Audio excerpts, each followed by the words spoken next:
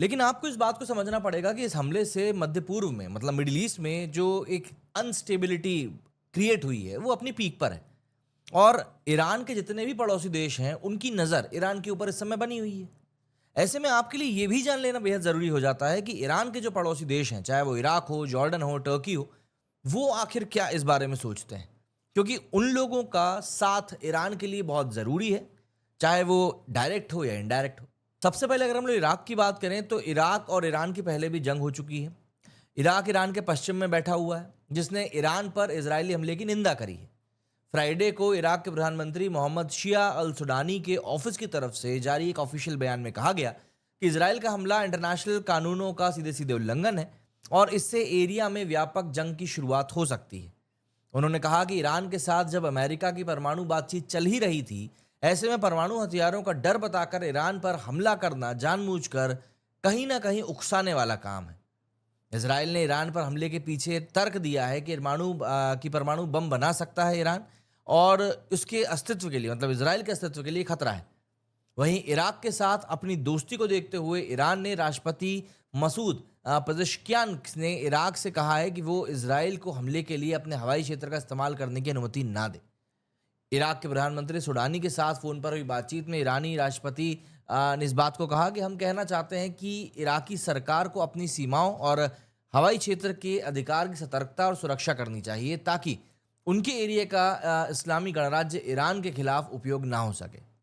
Iraq में Iran समर्थित proxy groups भी काफ़ी सक्रिय हैं और इजरायली हमले के खिलाफ ईरान के समर्थन में खड़े हैं। इराक के हिजबुल्लाह ब्रिगेड ने कहा है कि ईरान के पास में पर्याप्त सैन्य क्षमता है जिससे वो इसराइल का मुकाबला कर सकता है। संगठन ने इसके साथ ही चेतावनी दी है कि अगर इसराइल ईरान की लड़ाई में अमेरिका शामिल होता है तो वे एरिया में अमेरिका के जितने भी मिलिट्री बेसेस हैं उनको टारगेट करेंगे। अब अगर हम बात करें जॉर्डन की तो देखिए, इसराइल और जॉर्डन के बीच में सामान्य राजनीतिक रिश्ते हैं, जबकि ईरान के साथ में जॉर्डन के रिश्तों में तनातनी रहती है।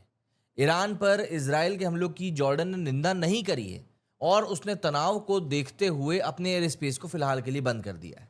इसके साथ ही जॉर्डन ने कहा था कि ईरान और इसराइल दोनों ही देशों को हमले के लिए वो अपना हवाई क्षेत्र इस्तेमाल नहीं करने देगा। इसराइल के हमले के बाद ईरान ने उस पर सैकड़ों ड्रोन से हमला किया था। उसके ड्रोन्स जॉर्डन के हवाई एरिया में से भी गुजरे थे, जिससे कि जॉर्डन ने मतलब ख़त्म कर दिया था। जॉर्डन की सेना ने कहा था कि जो मिसाइल और ड्रोन उसके एरिया से होकर गुजरे उन्हें मार गिराया गया। इसराइल ईरान की लड़ाई में जॉर्डन न्यूट्रल दिखाई दे रहा है, लेकिन ईरानी ड्रोन को मार गिराने के उसके कदम कहीं ना कहीं इसराइल के सपोर्ट में ही देखे जा रहे हैं।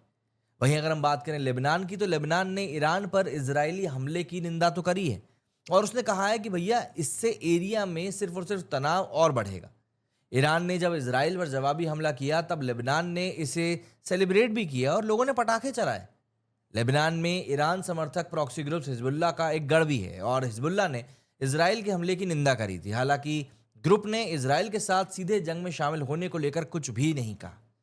कुछ समय पहले ही इसराइल ने हिजबुल्लाह के खिलाफ बड़े पैमाने पर हमले किए थे जिसमें उसके शीर्ष सैन्य कमांडर खत्म हुए थे। पेजर और वॉकी टॉकी वाला कांड भी इसी समय पर हुआ था। इसराइल ने हिजबुल्लाह के सैकड़ों लड़ाकों को खत्म किया था। ऐसे में हिजबुल्लाह बेहद कमज़ोर कंडीशन में है और अगर वो चाहे भी तो इसराइल के खिलाफ ईरान के साथ जंग में सीधे तौर पर शामिल नहीं हो सकता। सबसे इंपॉर्टेंट लेकिन यहाँ पर हो जाता है तुर्की का स्टैंड। तुर्की ने दरअसल जंग के लिए इसराइल की आलोचना तो करी है। दोनों देशों के बीच में जंग की शुरुआत से ही तुर्की क्षेत्र के नेताओं से बातचीत कर रहा है और उसका कहना है कि एरिया एक और नई जंग नहीं झेल सकता। तुर्की के राष्ट्रपति भवन की तरफ से जारी किए गए बयान में कहा गया कि इस रिलेशन में तुर्की के राष्ट्रपति तैयब एर्दोगान ने ईरान के राष्ट्रपति से बातचीत करी। फ़ोन पर हुई इस बातचीत के दौरान एर्दोगान ने इस बात को क्लियर किया है कि इसराइल पूरे एरिया को कहीं ना कहीं जंग की तरफ धकेलना चाहता है। संडे को तुर्की के राष्ट्रपति एर्दोगान ने ओमान के सुल्तान हैतम बिन तारिक बिन तैमूर अल सईद से भी बात करके ईरान और इसराइल की लड़ाई पर बात करी। उन्होंने कहा कि ईरान पर इसराइल के इस पूरे कॉन्फ्लिक्ट से एरिया की जो शांति है वो गंभीर तरीके से अफेक्ट हो रही है और मध्य पूर्व एक और नया एरिया मतलब जो इस तरह का पूरा एरिया कॉन्फ्लिक्ट जोन बनेगा उसको नहीं झेल सकता। उन्होंने इजराइल के प्रधानमंत्री बेंजामिन नेतन्याहू की आलोचना करते हुए कहा था कि उनका प्रशासन वैश्विक सुरक्षा और स्थिरता के लिए एक बहुत बड़ी प्रॉब्लम क्रिएट कर रहा है। एर्दोगान ने कहा था कि परमाणु विवाद के समाधान का एक ही जरिया है और वो है बातचीत। टर्की ने सऊदी अरब के क्राउन प्रिंस मोहम्मद बिन सलमान से भी बातचीत करी। उन्होंने कहा कि जंग से प्रभावित जगहों के लोग पलायन करेंगे और प्रवासियों का जो मुद्दा है वो और गहरा जाएगा। हालांकि यहाँ पर एक देश और है, इजिप्ट, जो कि बहुत बड़ा रोल प्ले कर रहा है। दरअसल ईरान पर इजराइल के इस पूरे हमले की जो पड़ोसी देश मिस्र है उसने निंदा करी। मिस्र का कहना है कि भैया हमला इंटरनेशनल लॉ का घोर उल्लंघन है, जिससे कि एरिया में इस अनस्टेबिलिटी और टेंशन क्रिया मतलब बहुत बहुत ज़्यादा बढ़ चुकी है। मिस्र ने इस बात को क्लियर किया है कि इस पूरे हमले से स्थिति और बिगड़ने और संघर्ष और व्यापक होगा, जिससे कि एरिया की जो स्टेबिलिटी है वो खतरे में पड़ रही है।